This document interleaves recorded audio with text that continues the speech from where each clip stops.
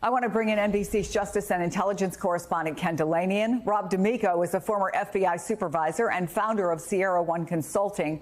Frank Figliuzzi is former assistant director of counterintelligence for the FBI and an MSNBC national security analyst. It's good to see all of you. Ken, what's the latest on this suspect and the investigation right now? Chris, in addition to the gun charges you mentioned, more charges are possible, we're told, including assaulting a federal agent based on the suspect pointing a gun in the direction of the Secret Service and even attempted assassination of a protected person. And these charges are coming as we're learning more information about Ruth.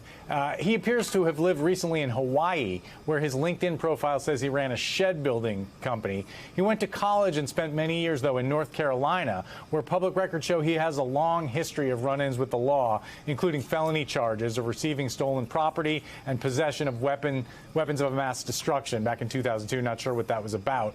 Routh has an extensive public social media history, and on his Twitter account, he said that he supported Donald Trump in 2016 but became disillusioned, later calling Trump a buffoon and writing in 2020 that, quote, "I will be glad when you are gone." Ruth became very passionate about backing Ukraine in its war with Russia, and he even traveled to Kyiv in an unsuccessful attempt to sign up to fight in combat. In video interviews, he sounds fairly articulate and measured, but there's evidence on his Twitter account of bizarre behavior, including a tweet where he invites North Korean dictator Kim Jong-un to Hawaii. And in a self-published book last year, Chris, he urged Iran to assassinate Trump and blame the former president for the 2021 Capitol riots, Chris. All right, so Frank, that's what we know. What don't we know that we might reasonably expect to learn at the press conference later this afternoon? What are the questions that might be answered in the first 24 hours?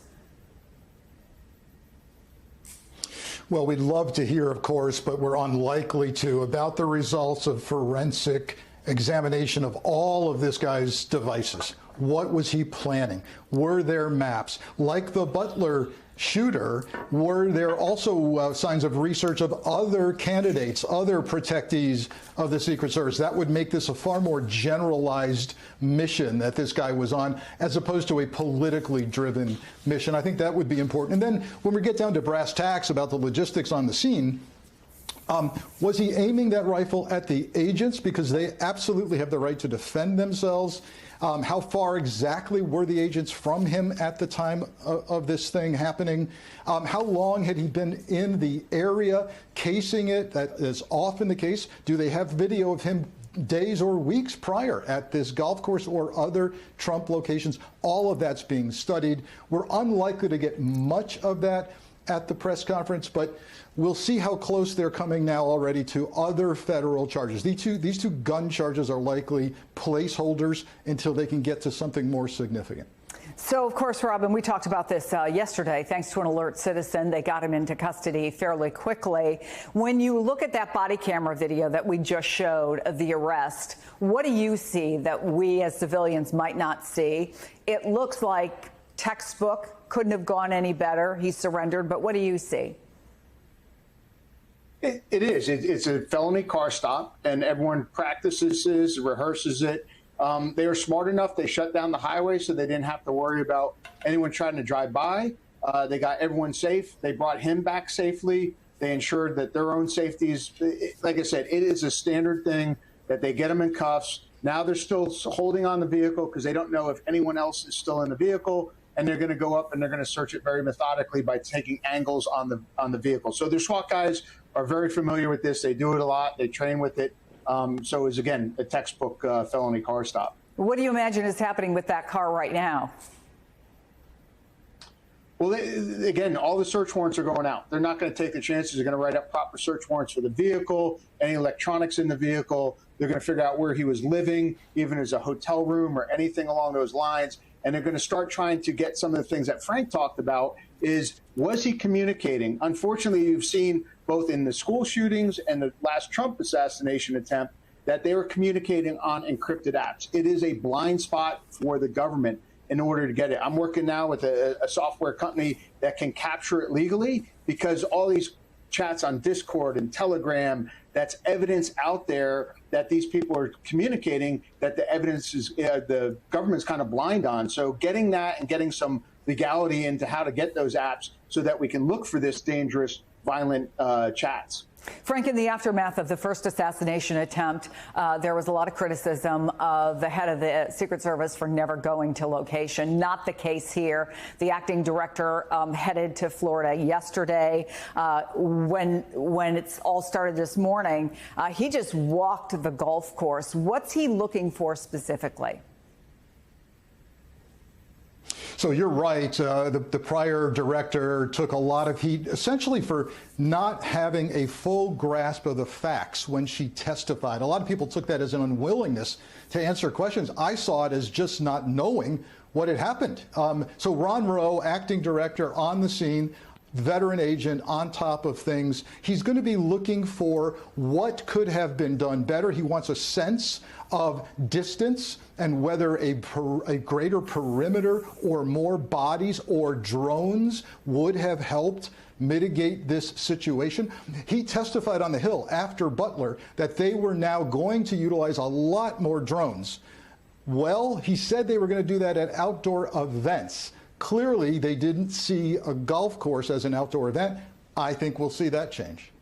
So, Rob, officials also say he had that AK-47 style rifle, although the Washington Post showed the picture to a firearms expert, and looking at the photo provided again by officials, said it more closely resembles an SKS-type rifle fitted with an AK-inspired magazine for 7.62 millimeter cartridges. Add all that up. What does it tell you about what he may have been planning, and maybe more pointedly, what he was capable of? Well, the SKS and the AK-47 are one in the same family of weapons. So there's slight differences in it. The SKS is kind of like a standard rifle. The AK is more usually going fully automatic, but they're in the same family. They fire the same round. It's a heavier round than the AR-15. It actually can be more deadly. It doesn't have quite the same accuracy and ability to reach out as far, but it's definitely deadlier. So he's definitely looking at something. He equipped it with the scope, which now means he's looking for a better sight picture to shoot out a longer distance instead of iron sights.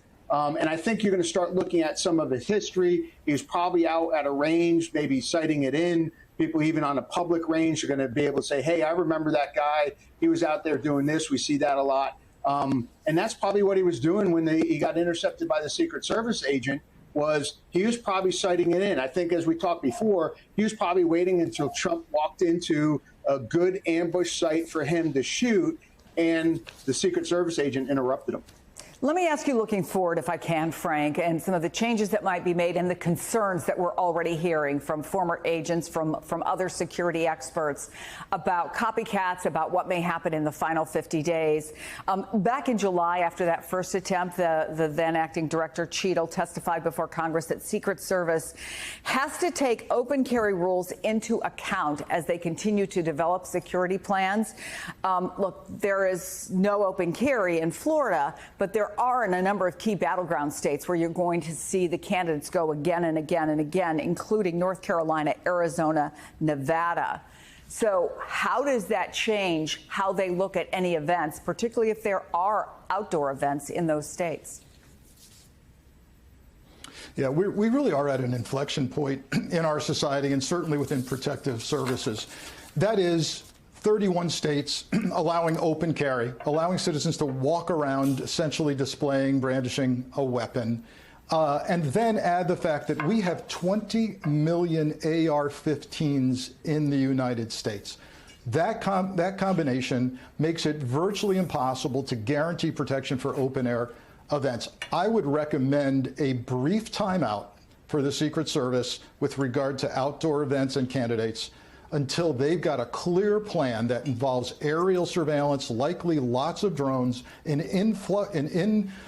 injection of resources from HSI, Homeland Security Investigations, and or other DHS agencies, and a budget enhancement for more local officers to augment the protection for this election period. They've got to get their act together. They don't have a lot of time to do it.